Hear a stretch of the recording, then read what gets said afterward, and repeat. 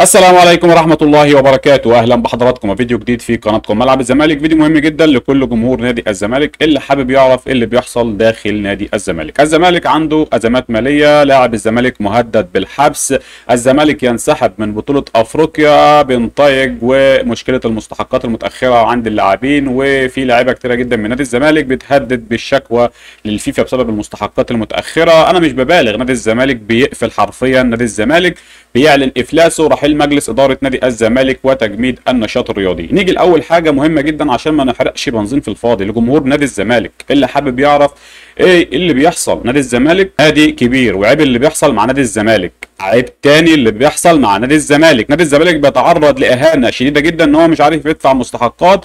لو جيت قريت كل الأخبار يعني المتداولة في السوشيال ميديا ان الزمالك ما عندوش فلوس، الزمالك عليه فلوس لجوميز، عليه فلوس لجروس، عليه فلوس للعيبة، عليه فلوس للأندية اللي احنا شارين منها اللعيبة، مش عارفين ندفع أي حاجة، علينا فلوس للاتحادات، مديونيين لطوب الأرض. حرفيا الزمالك بيقفل والدوله مبسوطه باللي بيحصل في نادي الزمالك. نادي الزمالك تم تعطيله عن عمد، واي حد يقول لك غير كده كذاب. اول حاجه رحيل مجلس اداره مش هيفرق. هتقول لي ازاي يا عم؟ دول اوسخ مجلس اداره جه في تاريخ النادي. هقول لك عندك حق وقول اللي انت عاوز تقول، ولكن المشكله فين؟ مين المشكله؟ قول انت عارف، انت نفسك عارف ايه المشكله. مشكله نادي الزمالك ايه؟ هل مشكله نادي الزمالك اداره؟ ما مرتضى كان موجود ومشي مرتضى وجه حسين، ومرتضى هيمشي وهيجي حسين وهيجي غير حسين. المشكله في مجلس الاداره، اي حد تاني هيجي هيفشل، اي حد هيجي هيفشل يا جماعه. ده مش مناخ فرقه كوره. انتوا ليه مش مقتنعين ان المشكله الاساسيه بتولد مشاكل فرعيه؟ يعني انا لو حليت المشكله الاساسيه مش هيبقى عندي مشاكل. هتقول لي ازاي؟ هقول لك، انا لو عندي مثلا ناس بتحافظ على النادي ده، او عندي ناس عاوزه تحافظ عليه زي ما بتحافظ على النادي المنافس بتاعي اللي بيتم دعمه من كل الدنيا كلها بتدعم النادي الاهلي العظيم الفشيخ اللي لعيبته بس اللي بتعمل اعلانات في مصر. عندنا حارس بيعمل اعلانات ولعيبه الزمالك ما بتعملش اعلانات. ده للاسف الشديد بيحصل في مصر. تمام، نيجي الناحيه الثانيه، نادي الزمالك لعيبته مش عارفه تاخد مستحقاتها. في لاعب مهدد بالسجن بسبب ان هو عليه اقساط عربيه شاريها من احد المعارض ومش عارف يدفع فلوسها. انا لو لاعب في نادي الزمالك، انا هو اكتر واحد بحب الزمالك مثلا، او في ناس بتحب الزمالك اكتر مني، انا بقول لك لو لاعب في نادي الزمالك ووصل بيا الحال ان انا مش عارف اصرف على اولادي مثلا، او مش عارف ادفع اقساط العربيه بتاعتي، او انا هتحبس، انا بقول لك لو جه العرض من الاهلي هروح الاهلي. خلينا منطقيين، بلاش ضحك على الدقون وكلام في الفاضي ونقول لك لا حب النادي في الاهلي، مفيش الكلام ده. معاك فلوس هتعمل لعيبه وهتجيب صفقات وهتكسب بطولات، ما معكش فلوس مش هتكسب اي حاجه، لا بالصياح ولا مشي حسين الوحش. مش بدافع عن مجلس الاداره، لا تفتكرني بدافع عن مجلس الاداره وعاوز مرتضى مشي حسين ومشي مرتضى. هات مين الفشيخ في الاداره؟ الخطيب. هات الخطيب الناجح ده مسكوا فرقه الزمالك هيهبط بيها، لان الخطيب وراه حملات كبيره جدا، وراه دعم غير مباشر ودعم مباشر، وراه دوله بتدعمه عشان يسكت هو وجماهيره. لما طلعوا حمله على وزير الرياضه ولغى بند ال8 سنين لانه بيعرف ياخد حقه، انما احنا ما نعرفش ناخد حقنا. نادي الزمالك مين اللي سحب ارض اكتوبر؟ مين اللي سحب ارض اكتوبر من نادي الزمالك وهو بيبني فيها؟ نادي الزمالك يعني جاب لعيبه بالقسط وجاب لعيبه لها فلوس على اساس ان في فلوس جايه، وفي فلوس كانت داخله الزمالك السنه دي حوالي 1.5 مليار. كان 500 في 500 في 500 كانوا داخلين نادي الزمالك، فما كانش هيكون عندك ازمات. ولكن الزمالك تم تعطيله عن عمد، الزمالك تم تعطيله عن عمد ان لعيبته في الصداره، والنادي الاهلي اللي صرف 2 مليار جنيه وسرق اللعيبه من الزمالك، لان الزمالك نادي جربوع ما بيعرفش يدفع مستحقات اللعيبه، نادي جربوع ما بيعرفش يجدد، وجمهور الاهلي مبسوط على السوشيال ميديا وقاعد بيتريق علينا احنا كجمهور نادي الزمالك. شفت النادي الوضيع، نادي وضيع مش عارفين يدفعوا مستحقات اللعيبه. يا ابني ما هو الدوله يا ابني هي اللي بتديك كل الفلوس دي. هو انت يا حبيبي بتجيب الفلوس منين؟ انت بتجيب الفلوس منين؟ الدوله عندها فرقتين، فرقه اسمها الاهلي وفرقه اسمها الزمالك. فرقه الاهلي دي اهم حاجه عندنا، ده احنا كلنا لازم نشجع النادي الاوحد. ليه؟ كل الرعايه وكل الدعم للنادي الاوحد، انما النادي التاني ده نادي وضيع ما ينفعش ان احنا ندعمه. فعشان كده الزمالك هيفضل طول عمره ماده للسخريه وجمهور الاهلي يكون مبسوط. في اللي حصل بعد ما لعبتنا اتصدرت الدوري وكانت في الصداره وكنا مبسوطين وكنا بنحفل، ايه اللي حصل؟ انت عارف ايه اللي حصل؟ تم سحب ارض اكتوبر في قرار مفاجئ للجميع. صحينا من النوم كده ما لقيناش ارض اكتوبر. ازاي يا عم انا ببني في ارض اكتوبر؟ قال لك لا، الارض اتسحبت منك عشان انت متخاذل وانت فاشل. انت فاشل، يعني مش انا اللي بتعطل، لا احنا اللي فاشلين، والاسماعيلي فاشل والاتحاد فاشل والاهلي بس هو اللي ناجح. الخطيب بس اللي جاب 2 مدربين واخدين بتاع 3 4 مليون دولار في سنه واحده ومشيوا ماشي، وجاب لعيبه فشلت ومشيت وخدت مستحقاتها، هو ناجح. انما احنا اللي فاشلين، هو مش ناجح. هو معاه فلوس، هو معاه فلوس يفشل مره واثنين وثلاثه وعشره، ويجرب مره واثنين وثلاثه وعشره عشان يجيب صفقات. انت النهارده مشكلتك ايه؟ مش عارف ادفع مستحقات لعيبتي. ده انا عاوز ياخد بطولات ازاي يا جماعه؟ انتوا بتتكلموا في ايه؟ منافسه اللي انتوا بتتكلموا فيها، المنافسه انتهت. اللي وزع الفلوس وزع البطولات قالها احمد عفيفي بدون حرق كتير، بدون كلام فاضي، عشان احنا دمنا بيغلي وجبنا اخرنا. فالخلاصه الدوله مش عاوزه تتدخل ومبسوطه باللي بيحصل في نادي الزمالك. كابتن حسين لباليبو ومجلسه العار، اتمنى من حضراتكم ان يكون فيكم راجل محترم يطلع يقول للناس خلاص يا جماعه احنا بنعلن ايقاف النشاط الرياضي في نادي الزمالك. انا راضي، انا بقول لك راضي، لان انا مش هكمل في الاهانات دي. نادي الزمالك بيتهان، واللي بيحصل في الزمالك ده عيب. اقسم بالله اللي بيحصل في نادي كبير زي نادي الزمالك عيب. نادي مطلع لعيبه في كل المنتخبات المصريه، نادي عنده تاريخ، نادي عنده مشارك في كل البطولات اللي مصر كسبتها، وعنده لعيبه بتروح من منتخب من النادي ده، وعنده جماهير عظيمه في الشعب المصري. في عيب اللي بيحصل مع نادي الزمالك. فاداره الزمالك ما قدمهاش غير ان هي تقول للدوله والله يا باشا تعالى يا باشا دير النادي انت، عشان احنا ما عدناش قادرين، ويبقى في وش الجماهير. انا بقول لك اقفلوا النادي، اقفل النادي خلاص. احنا ما عندناش عاوزين كوره تاني، لان احنا كده كده ما عندناش كوره في مصر، وبنتعرض لابتزاز وبنتعرض لمشاكل وبنتعرض لقرف وسحب الارض وحل مجالس ادارات على مدار. خلاص يا عم انا عرفت، مش عاوز النادي ده مزعلكم يا جدعان اقفلوه. النادي ده مزعلكم اقفلوه. ما ينفعش لاعب عندي في الزمالك يبقى مهدد بالحبس بسبب ان هو مش عارف يدفع اقساط العربيات بتاعته مثلا، او العربيه بتاعته، وفي لاعيبه اجانب جايه من اخر الدنيا واد زي اخوان 2000 ده هيقعد عندك ليه؟ مش ابن النادي هو ولا متربى عند ابن النادي باعك ومشي. حته العاطفه واللي ما عادش يا صاحبي. اللاعب بيلعب عشان الفلوس. اللاعب اللي جاي لك من البرازيل ده جاي لك عشان ال 300,000 دولار اللي انت ما بتدفعهمش. فلو اي نادي تاني كلمه وقال له هديك مليون تعالى يا ابني، هيفسخ العقد بكره الصبح وله الحق، لانه ما خدش فلوسه، وهيرمي لك العقد في وشك ويمشي. وما تجيش تقول لي ده هم جعانين وهم انت ما بتدفعش فلوس. وانت مشي حسين. في ناس بتطالب من جماهير الزمالك وفاكره ان يا عم المشكله الاساسيه، حل المشكله الاساسيه، مشكله الفلوس اللي انا بطالب بيها بقالي سنتين ان حد يتكلم من جمهور الزمالك. انما جمهور الزمالك سلبي سلبي سلبي سلبي حرفيا للاسف الشديد. عندك حب شديد للنادي وبتحب ان انت تنافس وانت ما اعرفش ايه، ولكن خلاص يا عم ما عادش عندنا طاقه، والله ما عادش عندنا طاقه للكلام الفاضي ده. هيتم دعمي عشان انافس الاهلي وبيراميدز اهلا وسهلا، مش هيتم دعمي. اقفل النادي، اقفل النادي. اللي بيحصل في الزمالك ده عيب. النهارده الزمالك عنده كميه مشاكل غير طبيعيه. ايه كميه المشاكل دي؟ احد لاعبي الفريق مهدد بالحبس بسبب قسط سياره، وكابتن حسين لباليبو قعد يستحال على صاحب المعرض عشان ياجل له القسط.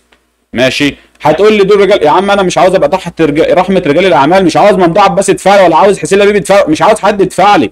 عاوز يتم دعمي بفلوس ورعايه من الدوله، ولعبت تعمل اعلانات زي ما لعبت الاهلي بتعمل. ليه ما بتطالبش بكده؟ انت هتفضل طول عمرك عايش في الوهم، بيدوك مسكنات. المشكله مش هتتحل على مدار ال 20 سنه اللي جايه. المشكله مش هتتحل. ارض اكتوبر كانت هتقومك 5 سنين.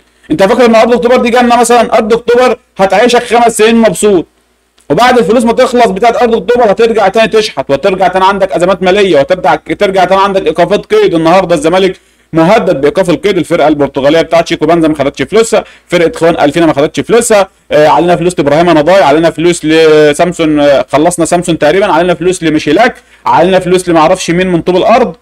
ماشي، علينا فلوس لواحد من ايام الفراعنه، علينا فلوس لاتحاد الكوره، علينا فلوس لكره اليد، علينا فلوس مش عارف لبتنجان. فعيب اللي بيحصل في نادي الزمالك ان انت والله نادي ده نادي حكومي. طب خصخصني يا عم. لا، ممنوع الخصخصه. امال المسرحيه هتكمل ازاي؟ طب سيبني يا عم اي حد رجال اعمال يشتروني، ولا اي حد يشتريني مثلا عشان يتم دعمي، ولا في مستثمر يجي يشيل النادي. لا، انت نادي تابع للدوله. طب ما انا تابع للدوله. طب ما تعاملني، طب ما تقربني، طب ما تعاملني زي ما بتعامل الاهلي. طب ما تقول لي الاعلام عيب كده اللي بيحصل ده، عيب قله الادب دي. انما ساب اللجان وساب الخطيب يرهب في التحكيم، ويرهب في المعلقين، ويرهب في الاعلام، ويرهب في اتحاد الكوره، ويرهب في كل حاجه، وكل حاجه رايحه لصالح نادي واحد، ويقول لك في منافسه. يا عم اقسم بالله ما في منافسه. المنافسه انتهت، القصه انتهت. النهارده الزمالك عنده مشاكل كبيره جدا. ان مشكله ان وكيل بنتاج النهارده طالع بيهدد بيقول لك الزمالك لم يحترمنا، الراجل ما خدش فلوسه. طب بنتاج يلعب ليه عندك؟ ليه هو ما خدش فلوسه؟ هو ابن النادي يعني مولود في 100 عقبه؟ طب ما يا عم بياخد 300,000 ياخدهم 700 في الاهلي، والاهلي محتاج باك شمال، والاهلي بينخور وراه. عايز تفضل طول عمرك حسام عبد المجيد في طريق للنادي الاهلي. لعبتك مش عاوزه تجدد. احمد حمدي يفضل ان هو ما يجددش معاك ويروح بيراميدز فري. خلاص كل اللعيبه بقت عاوزه الفلوس، ما رحتش الاهلي اروح بيراميدز فيه فلوس حلوه وبيكسبوا بطولات وراح من كاس عالم للانديه والدنيا لذيذه هناك. ايه اللي يخليني اقعد في النادي ده؟ انت لو لاعب ايه اللي يخليك تقعد في النادي ده بجد والله؟ وده مش مناخ كوره يكسب لعيبه بطولات واحنا بنحرق في الفاضي. مشي المدرب، هات مدرب تاني. هل المشكله في المدرب؟ المشكله مش في المدرب ولا المشكله في جون ادوارد. المشكله الاساسيه فين؟ حلنا المشكله الاساسيه، كل المشاكل دي تتحل. حل المشكله الاساسيه بتاعت الفلوس ورجع عرض اكتوبر بكره الصبح اللي اتسحبت منك عن عمد. محدش يقول لي قوانين وبتنجان عن عمد، لانه عارف ان انت شغال فيه. هو عارف ان انت شغال فيه، فانت شغال بتبني. لو هو سحبها منك عشان البناء فانت بتبني. يعني انا ببني، في ناس شغاله جوه ماشي، اللي بيحصل مع الزمالك ده عيب. انما في نادي تاني عنده 4 فروع ولا 5 فروع وواخد جراج في مطار حربي، يعني واخد مطار حربي كده تابع للجيش المصري عامله جراج. ده بس ده النادي الاهلي، ده النادي الاهلي، ده النادي الاهلي محدش يقدر يقرب له. تمام. اما نادي الزمالك ده نادي وضيع. نادي ايه وضيع يا باشا؟ دوس عليه كمان. ماشي اقفله يا عم، يا عم اقفله، احنا مش هنقبل بالاهانه، اقفله. قول كفايه كده يا جماعه لحد كده. النادي من 1911 لحد هنا واحنا خلاص يا عم استكفينا، لان احنا ما عادش عندنا طاقه والله للقرف ده. خلاص بقى، عيب اللي بيحصل ده، عيب. احنا في 2025 والزمالك بقى له 30 سنه عنده ازمات مستحقات متاخره. هو الفرقه العار الوحيده اللي في الوطن العربي بتسمع كل يوم الصبح عنده ازمه. مش هتحل الازمه يا عم، اقفل النادي. النادي ده مزعلكم يا جدعان؟ النادي ده صهيوني، اقفلوه. انما تسيبني للعيال بتوع الاهلي قاعدين عاملين لي ماده ها ها ها وقاعد يتريق عليا ومبسوط جدا. النادي وضيع مش عارف يدفع مستحقات اللعيبه، النادي جراديع مش عارف يدفع مش عايز يدفع للعيبه بتاعتي. يا ابني ما انا ما معيش، اجيب منين يا حبيبي؟ اصل هم اولاد مش عارف 60 في 70. واكلين المال اليتامى ده، هم يهود. حلال اللي بيحصل فيهم يا ابني. ما الدوله اللي بتديك من 2 مليار ودعم رجال اعمال ودعم اعلام ودعم غير مباشر، هي نفس الدوله اللي بتديني 2 جنيه ونص يا ابني بتقول لي اصرف على اخوان 2000 يا ابني. ده ما يجيبوش بامبرز يا جدعان، ده ما يجيبوش بامبرز. فين الرعايه بتاعت الزمالك؟ كل يوم نسمع شركه جديده بترعى. فين الشركات دي بترعى ب 2 جنيه؟ فين الرعايه بتاعت الزمالك؟ فين الفلوس اللي بتخش الزمالك؟ على الاقل على الاقل يبقى في يعني اديله 60، ادينا انا 40. قربني منه شويه. اديتهم 2 مليار ادينا لنا مليار. دعمته ب 100%، دعمنا 20 30%. انما دلوقتي بقى 10% دعم للزمالك و90%، والاهلي واخد كل الدعم بتاع الفرق الشعبيه في مصر. للاسف الشديد كلنا لازم نشجع النادي الاوحد وهي دي الكره المصريه للاسف الشديد. وجمهور الزمالك مستني ان مفيش حاجه هتحصل. مفيش حاجه هتحصل لو انت ما طلبتش بحقك. محدش هيعمل لك حاجه. شوف جمهور الاهلي والجان الاهلي والخطيب عملوا ايه في وزير الشباب والرياضه لمجرد ان هو كان عاوز يحط بند في قانون الرياضه، بند ال8 سنين. ايه اللي حصل؟ انا هو انت ام المعاطي والاشكال الضاله واللجان كلها كانت بتقطع فيه. ده وزير الرياضه كان بيتشتم وكان بيتهان من لجان تابعه للخطيب، لان الخطيب عنده لجان قدر يغير القرار، والخطيب نزل الانتخابات وكسب باكتساح. محدش يقدر يخش قدام الخطيب. تمام. فالموضوع واضح وضوح الشمس، واضح وضوح الشمس. الموضوع هتبقى طول عمرك نادي ما عندكش فلوس، لعيبتك مش هتجدد، لعيبتك هتروح المنافس عشان ما عندكش فلوس. هي ديت الحقيقه، هي دي اللي انت عاوز تسمعه. ده اللي بيحصل في الزمالك. الزمالك بيتهان، الزمالك بيتهان. اتمنى من مجلس اداره الزمالك قدموا استقالاتكم وارحلوا قبل ما ترحلوا وقبل ما تقدموا الاستقالات بتاعتكم. تمام. يعري مجلس اداره في تاريخ النادي تم تعليق النشاط الرياضي لجميع الالعاب الرياضيه. عاوز اشوف فيكم راجل هحترمه، والله هحترم الراجل اللي فيكم اللي يعمل كده. ليه؟ لان دي مش منافسه. مش منافسه. الزمالك بيقفل حرفيا وجمهور الزمالك في مغيب. في ناس مغيبه من جمهور الزمالك لسه فاكره، بتقول لك ده في ناس لسه بتقول احنا الاول. يا جماعه انتوا مجانين، انتوا مجانين. اول ايه يا ابني؟ ده اول وهمي. بيراميدز لو كسب المركز الاول الاهلي الثاني، وانت لو خسرت ماتش هتلاقي نفسك الخامس ولا انتوا فيها يا جدعان؟ انتوا بتتعاطوا ايه؟ ولا الناس دي بتتعاطى ايه؟ اول مين يا ابني؟ انا لسه اول مين يا جدعان؟ بلاش ضحك بقى، بلاش ضحك بالله عليكم. اللي بيحصل في الزمالك ده عيب، اللي بيحصل في الزمالك ده عيب. ارض اكتوبر لازم ترجع بكره الصبح، وكفايه ذل، وسيب الناس تشتغل، وسيب النادي يشم نفسه. مش كل ما نيجي نشم نفسنا اعمل لي ايقاف قيد. كل ما نيجي نشم حجز لي على الضرايب. كل ما نيجي نشم نفسنا اسحب منه ارض اكتوبر، حل مجلس الاداره مش عارف يعمل له ايه قضيه مش عارف مفيش الكلام ده. زي ما الاهلي بيتعاملوا عامل الزمالك. غير كده انا ما كنتش عاوز كوره في مصر. اروح اتفرج على الكوره النظيفه يا عم، بلاش قرف. اللي بيحصل ده مش كوره ولا دي منافسه. نادي الدوله مش عارفه تصرف عليه، خصخصني يا عم. انا بقول لك خصخصني، بيعني المستثمر اجنبي يا عم. الله، انما سايبني تحت رحمه رجال الاعمال. افرض رجال الاعمال دي مش موجوده، مش هتدفع، هنشحت، هنبيع اللعيبه، حتى ما عندناش لعيبه نبيعها عشان نصرف على النادي. كابتن ميزو مشي بلاش وراح الاهلي وبياخد 150 مليون جنيه، ابوه واخد مليون دولار عموله. يعني في حد بيدفع الارقام دي؟ احنا لو في الخليج ما بتدفعش الارقام دي، لا ندفعها النادي الاهلي، لان النادي الاهلي عنده فلوس ما بتخلصش، عنده فلوس ما بتخلصش، يغلط غلطه واثنين عنده فلوس، ما عندوش ازمات. عمرك ما هتسمع ان الاهلي عنده ازمه. لو مانشستر سيتي جه الدوري المصري، الاهلي هيتم دعمه عشان يبقى قدام مانشستر، زي الاهلي ما بيتم دعمه دلوقتي عشان يبقى واقف براس راس قدام بيراميدز مش قدام الزمالك.